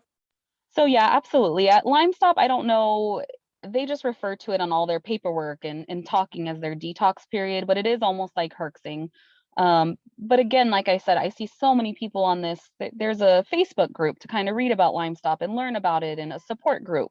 And so many people post on there that they're so scared because they're scared of this detox, Herx reactions that might happen after. But almost everybody that I've talked to, they didn't have anything worse than they've ever experienced before. It's just retracing to back to some of those old symptoms that are uncomfortable and you don't particularly care for. And Amanda, I think what you're saying is so powerful, because I can tell you, that fear is real, and many people are afraid to go to LymeStop because of this detoxing. But I feel like no matter what you do to treat, you're going to have this retracing, which I think is a really powerful term you gave us today. So, the protocol I'm on is having me do that as well. And I was so afraid to go onto it, thinking, I can't afford to go backwards because I have to be able to work. I have to be able to continue to do tick boot camp. But if anything, I feel better today. I'm 3 months into the full protocol, and Rich and I talk about this regularly. I experience what you call retracing, where symptoms from 5 years ago that I haven't had in probably 4.5 years are coming back, and then you get a little freaked out, but then they go away. You feel better. It's almost like these symptoms are coming back as they're leaving you, because it's bringing all this old deep down stuff out as you're getting rid of it. And whether it's LymeStop or another effective protocol, I think that's part of the healing process, to get these things that are deep rooted out of your body. So for anybody listening who has that fear, it's not as scary as it sounds. I think, Amanda, you would agree, and it's a necessary part to heal. And you're not going to have this major setback where you're going to get bedbound again. Yeah, absolutely. And I kind of live by that now, and I agree completely with that. I mean, I have medical anxiety and fear at this point, and going into this, I mean, that is another huge symptom that I forgot to mention. I would wake up out of my sleep with these major panic attacks and anxiety and my heart just pounding. And since then, I don't have that anymore. So it's actually helped to lift some of that fear off my shoulders. So I think a lot of that is, our brain and the trauma we've been through. So your anxiety is gone as a result of LymeStop as well. I wouldn't say completely gone, but at least 90% better. And I'll take that, because that was one of the neurological and the brain stuff is very hard to, as most people can agree, deal with and work with. I mean, I would have to tell myself sometimes, like, how to tie my shoe. I would have to really think it through, or basic simple things like walking. I would have to, okay, 1 foot in front of myself, like, I can do this. So, man, it sounds like LymeStop is pretty low risk, because it's not anything that's crazy that can really harm you in any way, with the exception of maybe having some of these herxing reactions, which are, to your point, nothing you haven't experienced before with the retracing process. So one of the things that Dr. Rolls always talks about is, when exploring new therapies to treat chronic Lyme, you want to look at risk and cost. So the risk is pretty low for LymeStop, but where does LymeStop land in the cost parameter of assessing a new treatment protocol? So compared to the things that I've tried, I mean, I don't think it's crazy. It's $3,500. I don't know if they've changed that, but it is a $500 down payment, and then you pay the rest when you're there. That includes all 5 treatments plus the follow-up 4 months later, plus 4 months worth of supplements. So, I mean, we've spent almost $10,000 just going to a naturopath. So to me, I don't think it's worth it, and it's non-invasive. You're not going to another country. You're not getting your veins pricked, or I think everybody should try it. If it doesn't work, it doesn't work. But it's one of those things that if it does work, it's non-invasive. And in comparison to other therapies, we've heard people spend, we've had people treat with some of the best Lyme doctors in the world and spend $60,000 in 3 months and not get any better. So when you're talking $3,500, and that includes 5 treatments, your initial consult, supplements, and your follow-up, I think that's pretty affordable considering a lot of the alternatives to try, and the risk is pretty low. So before we move away from LymeStop, is there anything else you want to touch on LymeStop that can help our listeners who are considering going to LymeStop as a potential tool to help them heal from Lyme disease? I definitely know that it's on YouTube. I can't remember the exact name, but Dr. Smith, if you just look him up with LymeStop, he did a great podcast with somebody who does have Lyme disease but never had major symptoms. He kind of explains his journey and what he went through, and kind of the same as everybody going into it. I didn't know what to expect. And through his detox period, he did feel symptoms. He did feel things coming out that he hasn't had or felt. So it was a really good podcast to kind of get me prepared and know what to expect, know this works, and and he's also featured in a book as well. So if you look up LymeStop, they have all those different tools and things you can kind of look up prior and know a little bit more about the process. So I also want to talk to you about brain retraining, because I know from our offline discussion, you are using the vital side brain retraining to heal your limbic system. So talk to us a little bit about how that got put on your radar and how it's been going for you? So in a lot of these groups, and even in my LymeStop group, I'm posting, I do feel a lot better, but here are my, 5 to 7 remaining symptoms that are still bad. These are still some of the bad ones that I really want to see go away. What are you guys doing for these? Who's still experienced these? Or what is your solution with that? So a lot of people suggested brain retraining. A friend actually sent me the Gupta program just to kind of get an idea before I purchased like the whole paperwork and the guidebook and did all that, because these are expensive. I mean, they're $300-400, and to someone that may not sound a lot, but people who are treating, and we're spending thousands and thousands of dollars on supplements and all these different things, it adds up. So I kind of took a look, and I just couldn't follow the program. It wasn't modern. Nothing against Gupta. I've heard amazing things. People have great success, and I looked at the DNRS program, and I'm a more modern person. I have to be interested in what I'm reading or what I'm listening to, or it just doesn't resonate with me. So I guess with kind of looking through this stuff, Lindsay from the Vital Side pops up on my Facebook or Instagram. I can't remember. And she was so lively and vibrant, and her energy was just great. And I guess I felt that more than these other programs I had looked into. So I looked into her program. I watched her little video on her story. She actually had Lyme disease and healed with brain retraining. I have a friend who actually healed herself completely with brain retraining, who was in a wheelchair. So I'm like, I have to try this. So I started the program. It's about I can't remember how long the training period is. I think it's a few weeks that you need to at least you have to at least do the few weeks of this program before you start doing it. And they promise within about 6 months, you'll see results. So I've been working that. I do it now with having, a 9-month-old baby. It's pretty hard, but these are things I can do when I'm taking a bath or when I'm in bed, going to bed. And I do these practices and lots of visualizations of seeing yourself and what you want to do. And since doing these and LymeStop, I mean, it's not anywhere where I used to be, but I get to go to the park every morning and go for a walk, whether it's a 2-minute walk or a 10-minute walk. It's something that I was not able to do. So I think the brain retraining is huge. Your brain's just been stuck on fight or flight for so long that it doesn't know how to heal sometimes. So Amanda, Lindsay and Vital Side are I think great. We actually are going to be interviewing Lindsay in a few months. We have her scheduled, and she has some really great videos on TikTok that are really powerful to watch. So anybody listening who's interested in brain retraining, we encourage them to go check out Lindsay and Vital Side on TikTok and even Instagram to explore some of the fun content she creates to show why brain retraining is so powerful in the healing process. But I want to follow up because you said within 6 months, they generally say you're going to be seeing some great results. How long have you been doing this program for? So I think I started it after oh my gosh, I can't even remember. I knew we were going to go on a vacation in July.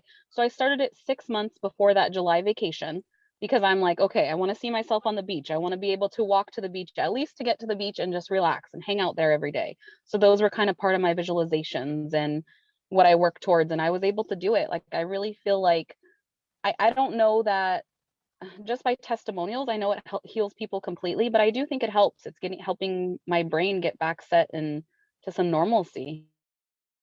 And I think, Amanda, a lot of people have been discredited by the medical community and told it's all in your head. You're not really sick, right? And I can tell you 3 years ago, I would have been triggered if somebody said to me, hey, look, it's all in your brain. We could do some brain rewiring and you're going to feel better. I would have been like, you're crazy. I have an infection. You're out of your mind. And I would have been very, very triggered by that. But I think it's important to really be open to this. And again, understandably so, based on the way we've been treated for so long to get a diagnosis, we're very sensitive to that. But I think we have to be able to get through that and realize that brain rewiring isn't saying it's all psychological. It's saying that's one piece to your healing. Yes, you have, in your case, 500 infections or had 500 infections. Yes, that's really important. But things that brain rewiring can do, like I'm looking at it's My Vital Side on TikTok. It's at my MYVITALSIDE. And it's Lindsay Mitchell. She talks about real chemical-based reactions in your brain which do not allow your body to heal from infection. So for example, your body may have an increased production of cortisol, which means you're stuck in fight or flight. If you're in that mode, you will not be able to heal from real physical infections. So I want to be clear, this is not saying it's all in your head. This is allowing your brain to get unstuck out of that neurological pathway to allow your body to heal from everything you've been sick with. Yeah, and I absolutely agree with that. I mean, the limbic system and learning more, I would have felt the same exact way if someone would have told me to do this at the beginning of my journey and being diagnosed. And it's not about it being in your head. It's just your body is so used to being, and I don't even like the word sick, but your body is so used to having all these symptoms and it doesn't know what to do when you don't have those symptoms. So it's kind of stuck in that mode. And she is very enthusiastic. She explains things well. Her videos are easy to follow. She's been through this. And the thing that really resonated with me is I think she was and correct me if I'm wrong on her position, but she was a physician's assistant. So this isn't just some, random lady off the street who made this brain retraining. She has some Western medicine education. She's been through Lyme disease. So that really made it that much more for me. For sure. And so, Amanda, give us an idea of what improvements you have seen using brain retraining, and some things that were lingering that have been able to get a little bit better. And you mentioned, you can walk now for a couple minutes every morning, maybe 10 minutes and go to the park. But what symptoms specifically, whether physical or emotional, have been alleviated as a result of the My Vital Side program? So I think I still have a lot of fear around not feeling well, or am I going to be able to get through this event? Or if I go to the grocery store, am I going to be able to walk, get what I need, go through the cashier and get to the car before I just can't stand up any longer? So I think a lot of the fear based around, am I going to be able to do this?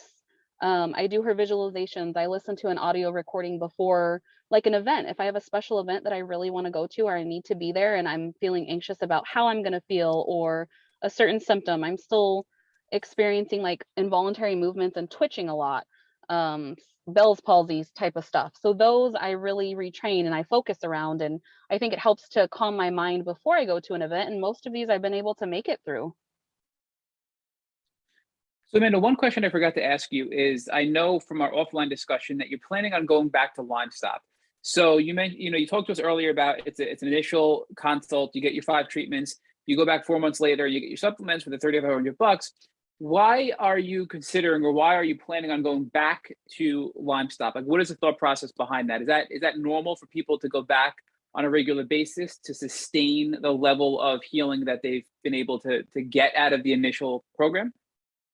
So I know a lot of people, their symptoms are pretty much alleviated after that 4-month follow-up, but there's also people, as I mentioned before, Ashley Bellinger, like we've become social media friends and we talk periodically. And I know she had to go back, oh, I'm on the spot here, but maybe 6 or 7 times before her infections were completely healed. There's some people that just hold on to those infections. And I think for me, COVID played a major role because I got COVID between my treatments.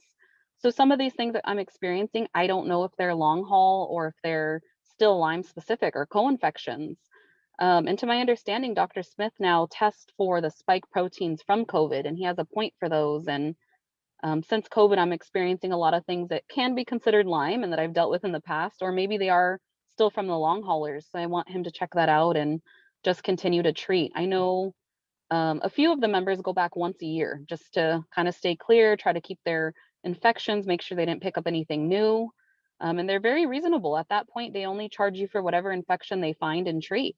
And sometimes you would think, going to a doctor's office, they're gonna just find something so they can charge me. But I've heard of people going and they don't find anything, so they're not charged. So So, Lindsay, I'm sitting here looking at you and thinking, if you weren't in LymeStop, if you didn't go to LymeStop before you got COVID, I believe that you would have been in a much worse position today than you are now, right? I think you would have been much more set back in your healing journey, but because of LymeStop and everything you're doing, you've been able to now really rebound very quickly from COVID, right? And our listeners can't see you, but I mean, you just look so healthy, right? You look healthy, you sound healthy, and it's clear that you've made a lot of progress in your healing despite all of these obstacles that have come your way over the last several years. So before I hand you back over to Rich, I do want to ask you this one final question, because sometimes we miss things depending on where we go with this discussion. Is there anything we didn't discuss that you feel is really important, or you just want to share with the community that you can provide to them as a tip or a trick or a hack or a shortcut to help them in their healing journeys? I mean, I think I have a few things, not just for the healing journey, but just I think it's very important just because somebody, like you said, I look healthy and I feel much better. If you would have seen me before, you can tell the difference. But some people look completely healthy and they feel horrible. I've learned that from an early age, luckily, because like I mentioned before, my mom had a brain tumor at the age of, I think I was 9 or 10. And she's a beautiful lady, hair is always done, and she looks great. And doctors never took her serious either. So I think we need to be more aware that, we don't know what people are going through mentally, physically, anything. So we just need to be a little bit more understanding, give a little bit of grace. This is something we also didn't talk about, but it's huge. And I found this through LymeStop, was Berber panella. That majorly helps herxes. So I would love anybody who has Lyme issues to give that a try. I'm always scared to try new things. I don't want to make things worse, but so far I've only heard great things. And I don't know if we've talked about it, not we, but you guys have talked about it on this podcast at all, but organic Olivia is a huge, huge help for me. She has anxiety tinctures and these natural type of remedies. She doesn't have Lyme disease, but she has some other thyroid things that she's worked out, and that's been huge for me as well. And just hearing people talk about these things that help. I mean, I know I always love that on these podcasts, and those are things that have helped me get through. So I hope they can help someone else too. So Amanda, I lied. I'm not handing you over to Rich yet. I'm sorry, because you keep giving us more and more great information that we need to explore a little bit deeper. So Berber panella, we've heard about a lot, but we've never really explored. And I think you're giving us something really powerful here. If a tip, many people when they treat, they're going to herx, right? And there's that balance of, what is it a good amount of herxing? What's not? What's harmful? What's not? Is herxing good? Is herxing bad? And you're telling us that if you're experiencing a Herxheimer reaction, consider taking Berber panella, because for you, that really cut back on your symptoms as a result of herxing from treatment, correct? Yeah, absolutely. And I've never had anything that I've ever tried that anyone's even prescribed or given me. I don't take pharmaceuticals, but in the past I've tried. This is the only thing that, and don't get me wrong, it doesn't take everything away, but it takes the edge off. I mean, there were moments I would think I was going to die. I didn't know what was wrong with me. I was panicking. I felt like I wasn't even in control of my body or my mind. And it's scary to feel like you're going to lose your mind. So during the treatment that was provided to me by LymeStop, and I kept telling, I'll never forget, I kept emailing the lady, Susan, I feel like this. I feel horrible. I feel like I'm going to die. She's like, please just try the Berber panella. So I finally tried it. And I mean, it did wonders. It would take the edge off. So Amanda, I just want to again follow up on that. So I mean, I know I had that as well when I was first diagnosed and I got the IV Rocephin, that overwhelming emotional that fear, and I think it's neurotoxins, it's brain inflammation, right? It's toxic die-off. All of those irrational fears that we can look back on once we get further on in our journey. You're saying that Berber panella will help alleviate some of those fears and psychological symptoms that we're getting from a herx. Yeah, I think the neurological inflammation in your brain, I mean, it really helped me. So I also, and that's Nutrimetics, correct? Is that where the brand you get, the Nutrimetics Berber panella? Yeah, that's correct. So the other thing I want to touch on too before Rich picks up is the organic Olivia, because Rich and I have not heard of her. And you mentioned she doesn't have Lyme, but she provides a lot of natural medicine that can help people in the Lyme community. So I guess first, if you know offhand what her social handle is, if you could share that, and what type of natural medication she has that has helped you. So I think it's just organic Olivia. I came across her on Instagram as well.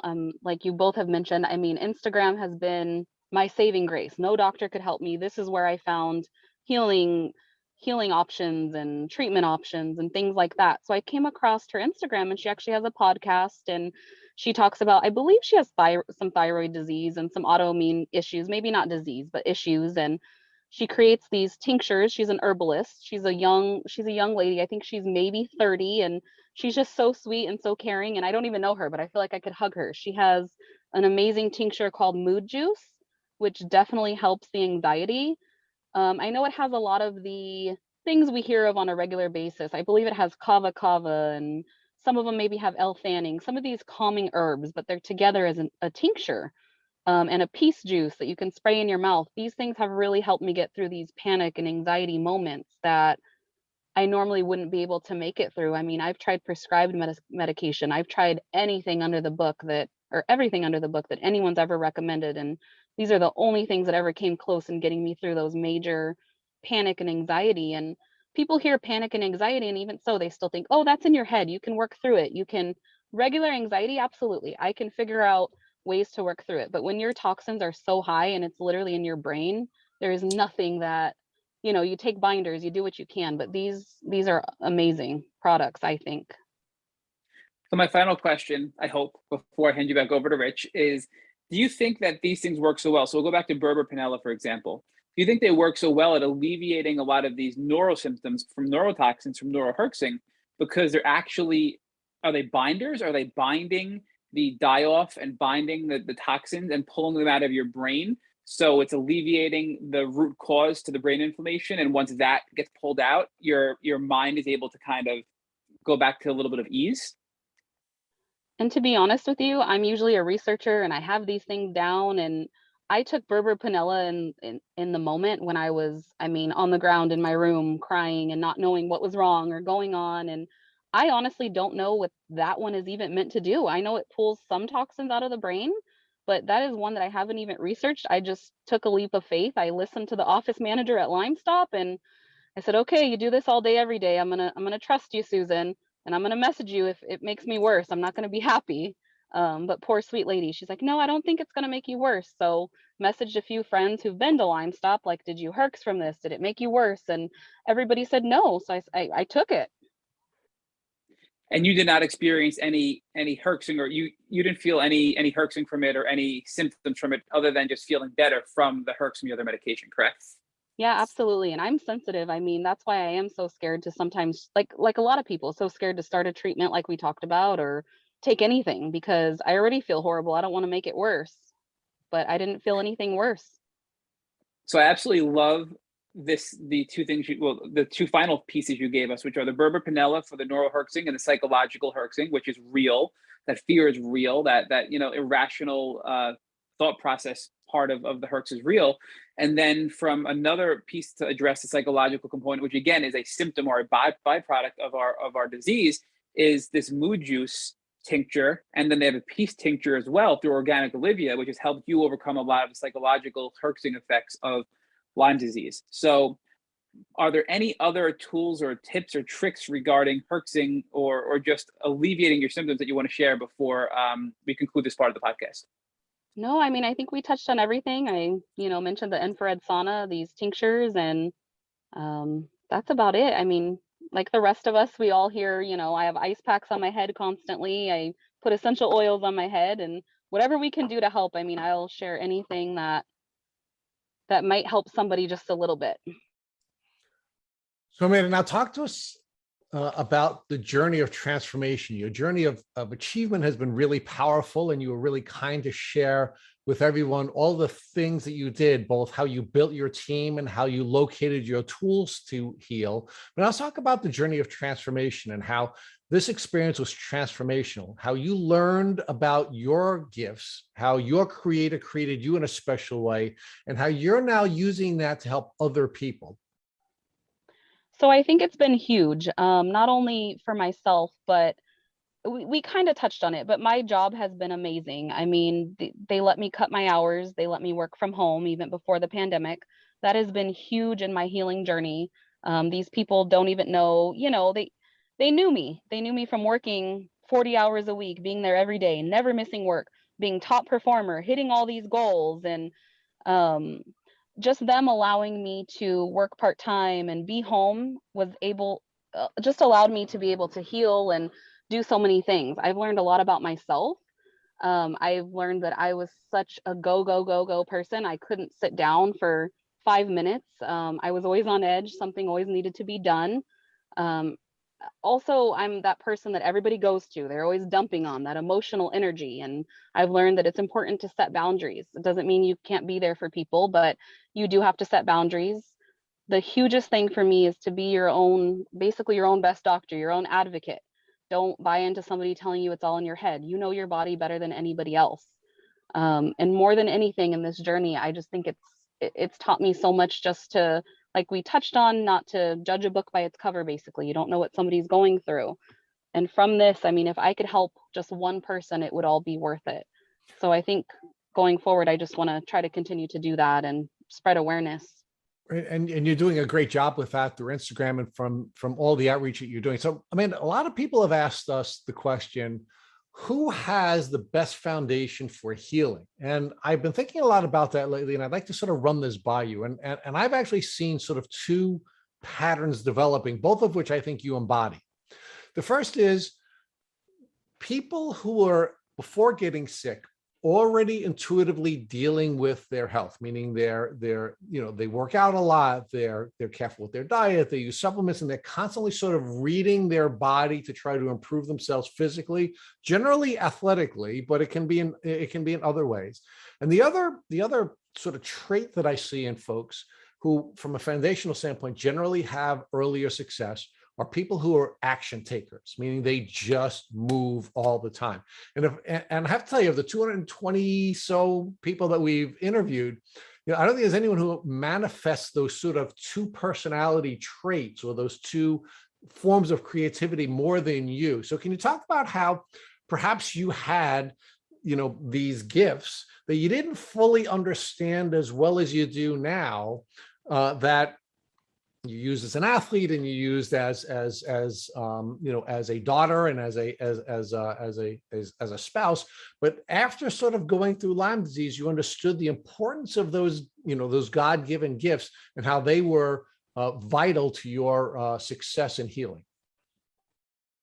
I mean, I think there's a lot to it. I mean, sometimes now my family will probably even say, okay, you know too much, like let us eat a little gluten or let us do what we want to do. But now knowing everything I know, I don't want my loved ones to get sick. I don't want anybody to get sick. I want them to know the foundations of eating healthy and not using these chemicals in your home and switching to more natural products, organic products when you can, that aren't sprayed with weed killer. And I've always been a fixer or a doer. I mean, I'm a go-getter. So, and sometimes the situations I would choose to fix before weren't healthy, but now it's like, I want to help so many people. I want to help people who are just starting this journey and, give them some ideas and some tips, let them know that there's other people there for them.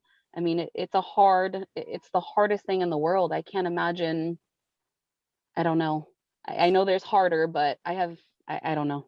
Well, Amanda, I got to tell you, you've done an awesome job today, on that prong of your journey with helping people learn from your journey and the way you've articulated so much of not just the research you've done, but the times when you took things on faith was really powerful as well. And I think folks are really going to benefit from hearing the story. So now I'm going to ask you the final question we ask everybody on the Tick Bootcamp podcast. And unfortunately, I have to bring your wife into this in a powerful way. If God forbid, after this podcast, your wife came into the car that you're sitting in right now and she showed you she was being bitten by a tick, what would you do to help her so that she wouldn't have to go through all the challenges you've had to face on your Lyme disease journey? So there's definitely a couple parts to that. Like I said, in Arizona, we don't encounter ticks that often, but as we know now, different insects can carry it. So if she gets even any kind of insect bite, of course, I'm a little more cautious and fearful. We put if my mom would kill me if I didn't say this, we put essential oils on it right away. We put the bentonite clay on it. But if there was an actual tick, I would make sure it was removed properly, saved. I know you want to send it in for testing. And I would refer people to, I know the Tick Bootcamp has online, they have resources on what you should do for the tick bite. I know my naturopath has some resources. I would make sure that whoever my loved one is, my wife or whatever, that they have these resources and, you're not just pulling it off incorrectly and throwing it away, being done with it. Amanda Rojas, we can't thank you enough for sharing your beautiful journey with the Tick Bootcamp podcast. Thanks. Thank you guys so much for having me. I had been looking forward to this. It was so nice to finally meet with you guys. Thank you for listening to the Tick Bootcamp interview with our guest, Amanda Rojas. To our listeners, we have a call to action. First, if you'd like to learn more about Amanda Rojas, please visit our Instagram page at Amanda_Rojas_10. Second, if you enjoyed this episode of the Tick Bootcamp podcast, please share it with your friends by using the social media buttons you see at the bottom of our post. Third, Tick Bootcamp is created a Tick Bite Blueprint that has been inspired by the information that has been shared with us by past podcast guests. We urge you to visit our website at tickbootcamp.com to view the blueprint. Please know we would appreciate any input or any improvements you would like to share with us. Fourth, don't forget to subscribe to this podcast on Apple Podcasts, Google Podcasts, or Spotify to get your automatic episode updates of our Tick Bootcamp podcast. And finally, we thank you, our community, for your comments on our past podcast episodes. Please take a minute to leave us an honest review on Apple Podcasts, on Instagram, or on our website. We make it a point to read every single one of the reviews we get. Thank you, as always, for listening.